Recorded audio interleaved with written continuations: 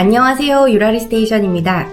오늘은 제가 그동안 실리콘밸리에서 살면서 느꼈던 것들에 대해서 좀 얘기를 해보려고 해요.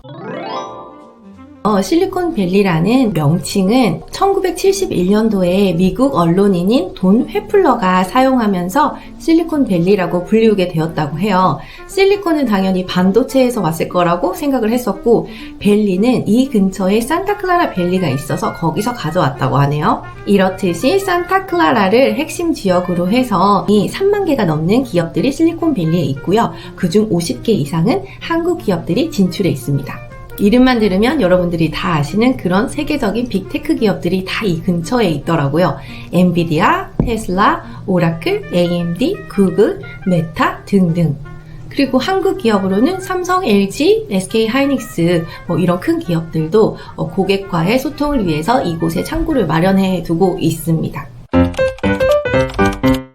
제가 실리콘밸리에 온 지가 거의 3년이 다 되어 가는데요.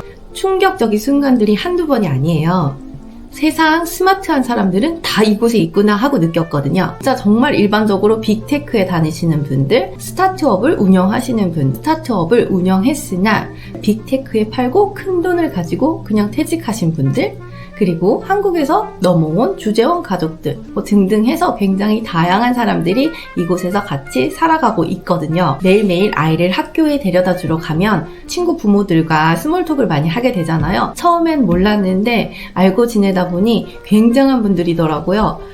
구글에서 마케팅 하시는 분도 있고, 애플 엔지니어로 일하시는 분들도 계시고, 엔비디아에서 일을 하고 계신 분도 있고요. 저도 나름 한국에서 큰 기업인 삼성에서 일을 하다 왔는데 여기서는 명함도 내밀기가 힘들겠다라는 생각이 들더라고요. 특히 이 실리콘밸리에서는 학위 자랑, 회사 자랑, 연봉 자랑은 하면 안 된다는 그런 얘기가 있어요. 왜냐면은 뭘 얘기하더라도 항상 그 이상의 분들이 너무나 많기 때문에 좀 조심스러운 게 있죠. 제가 스포츠 센터에 매일매일 운동을 하러 가는데요. 거기서 좀 친해진 할머니, 할아버지들이 계세요. 이분들은 다 퇴직을 하시고 이렇게 매일매일 운동을 하러 오시는데요.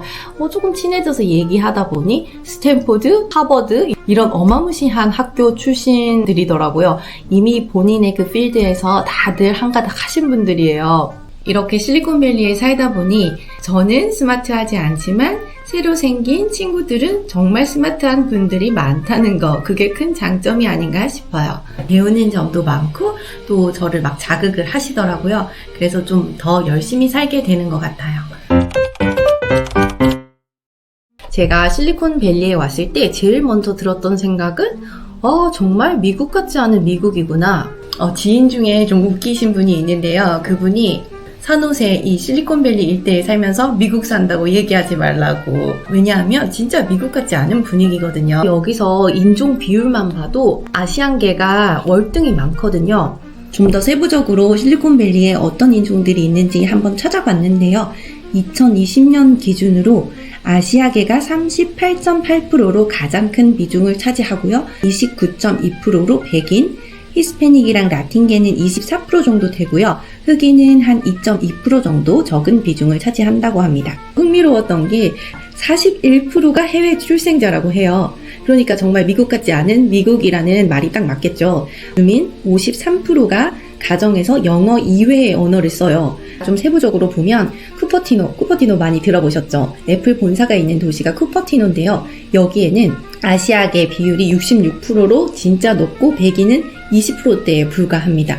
그런데 반면에 쿠퍼티노에서 한 15분 정도 떨어진 로스케토스에 가면 백인 비율이 71.6%로 엄청 높거든요.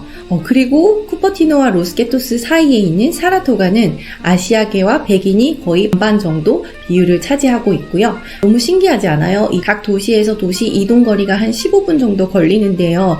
이렇게 15분 내에 다양한 인종들이 다른 비율로 점유해서 살고 있는 게 저는 굉장히 좀 흥미로운 부분이었어요. 저는 미국에서 아이를 키우고 또 살림살이를 책임져야 되는 주부로 살고 있기 때문에 저에게는 아이 교육의 인프라와 그리고 한식을 만들어 먹어야 되잖아요. 그래서 한식을 만들기 위한 그 식자재들을 어떻게 구할 수 있느냐, 이런 것들이 저의 미국 생활에 행복을 주는 그런 요소라고 볼 수 있거든요. 잠깐 말씀드리면 저의 미국 생활의 첫 스타트는 동부 버지니아 쪽에 있는 블랙스버그라는 깡촌 시골이었거든요.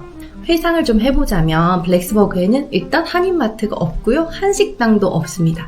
한인마트를 가려면 워싱턴 DC까지 왕복 10시간을 운전을 해서 가야 됐고요. 그래서 자주는 못 가지만 종종 DC에 갈 때면 이렇게 큰 아이스박스를 꼭 준비해서 갑니다.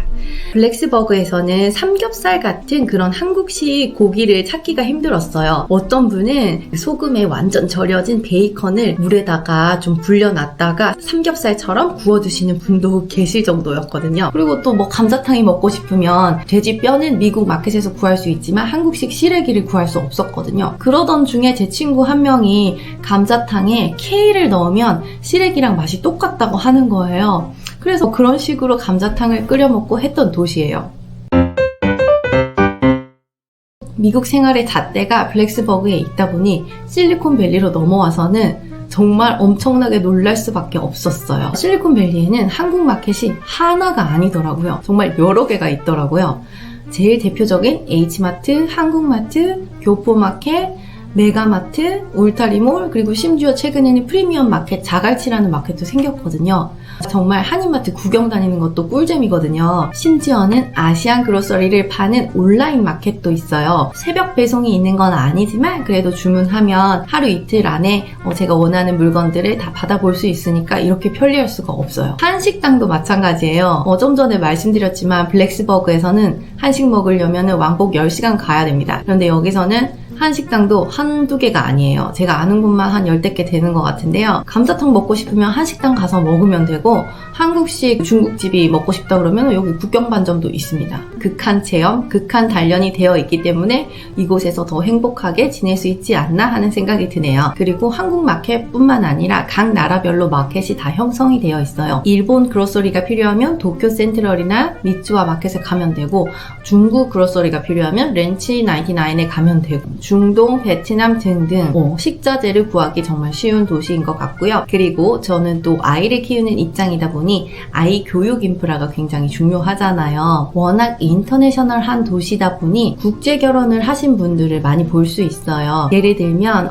지인 중에 엄마는 한국, 아빠는 스페인인데 이 두 분이 일본에서 만나서 결혼을 하고 실리콘밸리에 정착을 하신 분인데요. 그러면 이 아이는 4개 국어를 자연스럽게 구사하게 되더라고요. 아이들 능력은 진짜 뛰어난 것 같아요. 아이의 반 친구들만 봐도 본인의 모국어는 기본으로 하고 있고 영어는 어차피 여기에서 살아야 되니까 자연스럽게 습득을 하고 있고요. 3개 국어, 4개 국어 하는 아이들도 적지 않게 볼 수 있는 것 같아요. 이런 아이들이 많다 보니까 이 도시 자체에 다중언어를 지원하는 학교들이 굉장히 많이 있더라고요. 어떤 바이링걸 학교 같은 경우에는 사립학교인데요. 중국어나 일본어 둘 중에 하나를 선택하고 영어는 기본 베이스니까 이렇게 2가지 언어로 수업을 하고 있는 학교들도 있고요. 그냥 일반 공립학교나 영어를 쓰는 사립학교에 갈 때도 주말에는 모국어를 배우는 학교들로 아이들이 많이 가기도 합니다. 특히 여기 실리콘밸리에는 전 세계에서 가장 큰 한글 학교가 있거든요. 재학생이 1000명이 넘어요.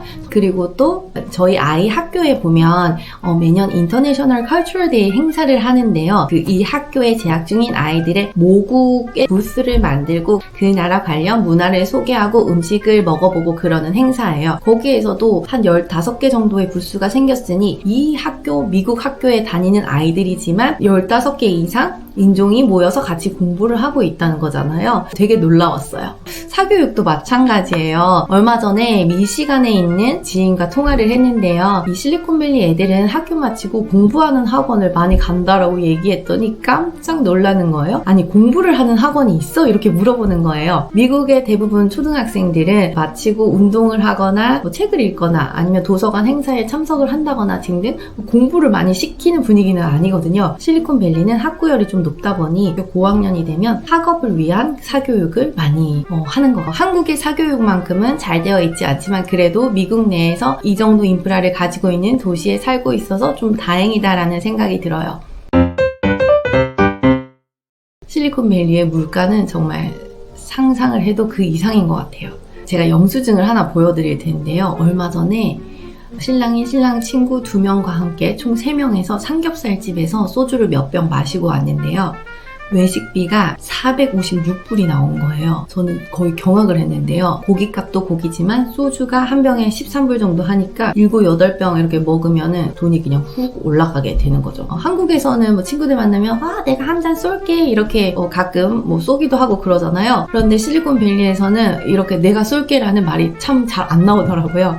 그래서 신랑한테 친구들한테 엠빵 꼭 챙겨 받으라고 신신당부를 했어요. 외식 물가의 일례였고요. 외식 물가뿐만 아니라 기본 주거 비용부터 드는 비용들이 엄청난데요. 제가 그 실리콘밸리 처음 정착했을 때 올렸던 영상이 있어요. 실리콘밸리 생활비에 대한 영상이었는데요. 지금은 1년 반 정도 흘렀고 물가는 훨씬 더 많이 상승을 한 게 느껴지거든요. 최근에는 어느 정도인지 한번 살펴봤는데요. 우선 생활비 중에 가장 큰 비중을 차지하는 주거 비용이에요. 주거 비용이 한 가족이 산다고 가정을 했을 때 패밀리용 아파트나 싱글하우스를 보통 찾게 되는데요. 기본적으로 5,000에서 7,000불 정도는 예산을 잡으셔야지 이제 집을 구할 수 있는 것 같습니다. 제가 앞에서 얘기 드렸던 블랙스버그라는 땅촌 있잖아요. 거기에서 저희가 살았던 아파트를 보면 방 3개였는데 1,300불을 주고 살았었어요. 그 유틸리티 비용이 전부 포함이라서 AC, 히터, 물값 이런 것들 걱정 없이 다 썼고요. 그런 비용이 추가로 들어가지 않으니까 한 달에 딱 1,300불만 내면 살 수 있었던 수준이었는데 실리콘밸리는 블랙스버그와 비교를 해보면 특히 아이가 있는 가정인데 공교육을 받을 수 있는 나이대가 되었다면 그건 진짜 다행인데요.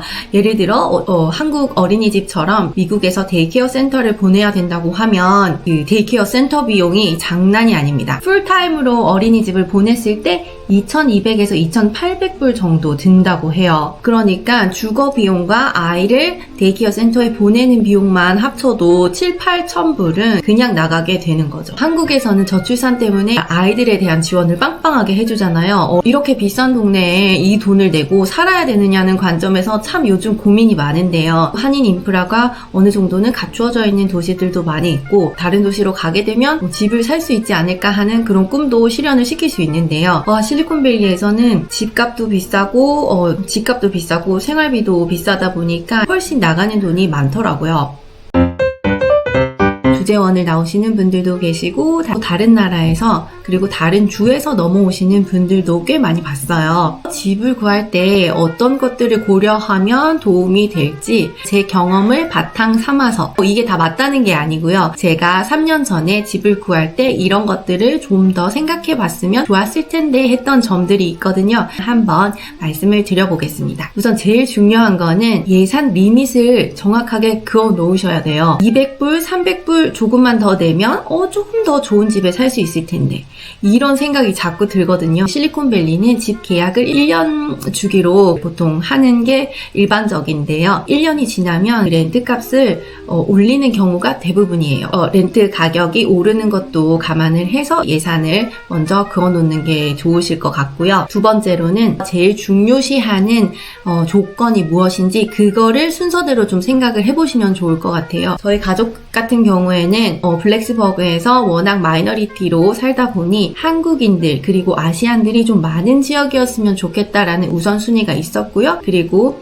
학교의 레이팅이 8점 이상이면 좋겠다라고 해서 이 집을 구하게 되었는데요. 잠깐 미국에서 생활하시는 분들은 좀 더 미국스러운 분위기를 요구하시는 분들이 계세요. 그런 분들은 학교의 인종 비율 이런 것들을 좀 꼼꼼히 살피셔서 원하는 그 방향으로 집을 선택을 하시면 되겠죠. 조금 주의하셔야 될 점은 A라는 학교를 보내기 위해서 그 근처에 집을 얻었는데 A라는 학교가 학생 수가 너무 많아서 학생을 못 받아주는 경우가 학교가 드문드문 있거든요. 그러면 그 주변에 있는 다른 학교로 아이가 배정을 받을 수도 있어요. 그것까지 좀 감안을 하신다면 한 지역 내에서 학교 평점이 좀 들쑥날쑥한 지역보다는 좀 전체적으로 학군이 좋은 그런 지역을 선택을 하시는 게 좀 더 좋지 않을까 하는 생각이 들고요. 그리고 나는 뭐 집은 상관없는데 커뮤니티 시설, 수영장이나 테니스 코트 이런 것들이 있었으면 좋겠어 하시는 분들은 싱글하우스보다는 아파트가 잘 되어 있거든요. 그래서 뭐 아파트 쪽으로 알아보시는 것도 좋은 방법인 것 같고요. 나는 집도 개의치 않고 커뮤니티 시설도 괜찮다. 다만 내가 운전이 서투니 아이들 학원 픽드랍 할 수 있는 그런 게 최적화되어 있는 도시를 원해. 그런 분들을 위해서는 도시가 발달이 되어 있거든요. 저희 가족은 한국인이 많은 지역 여기에 기준을 두고 왔는데요. 저희 아이의 학교는 숙제가 아예 없는 학교더라고요. 그래서 킨더를 마치면서 조금 더 아카데믹한 학교로 옮겨가는 친구들이 있었어요. 예를 들어 공립 중에서도 공부를 많이 시키는 로터리 스쿨로 옮기는 경우, 본인의 모국어를 같이 배울 수 있는 바이링걸 스쿨로 가는 경우들이었어요. 학교마다, 디스트릭마다 특징이 정말 많이 다르거든요. 제 아이의 학교에는 악기 대여라든지 오케스트라 클럽이 없는데요. 어떤 학교에는 초등학교임에도 불구하고 학교 자체에서 악기를 대여해주고 연주하는 방법을 가르쳐주고 오케스트라 클럽까지 만들어져 있어서 아이들이 좀 더 악기를 친숙하게 연주할 수 있도록 해주는 학교도 있고요. 또 드라마 클럽이라고 연극을 하는 클럽이 있는데요. 저희 학교 같은 경우에는 자체 리소스를 활용해서 재미를 추구하는 그런 느낌인데요. 다른 학교의 드라마 클럽의 얘기를 들어보니 아예 전문 업체를 고용해서 오디션을 보고 프로페셔널하게 드라마 클럽 무대를 준비하는 학교도 있더라고요. 또 데일리로 숙제를 내주는 학교들도 많이 있어서 이런 점은 우리 학교도 좀 있었으면 좋겠는데 라고 생각을 했던 적도 있고요. 방과 후에 그 애프터스쿨 프로그램이 굉장히 많은 학교도 있지만 없는 학교도 있어요. 오후 시간에 부모들이 다른 일을 하셔야 되면 아무래도 애프터스쿨이 많은 학교가 좀 편하잖아요. 미리 사전 조사를 좀 해보시는 게 좋을 것 같아요. 특히 또 외국인이 좀 많은 학교는 제2외국어 ESL 수업이 방과 후에 있는데요. 또 어떤 지역은 외국인이 거의 없다 보니 제2외국어로 영어를 가르쳐주는 클래스는 없는 지역들도 있더라고요. 그래서 이런 것들을 좀 차근차근 생각을 해보시고 최적의 집을 구하시면 좋을 것 같아요. 이상으로 제가 실리콘밸리에 그동안 살면서 보고 느꼈던 것들에 대해서 말씀을 드려보았습니다. 시청해주셔서 감사합니다.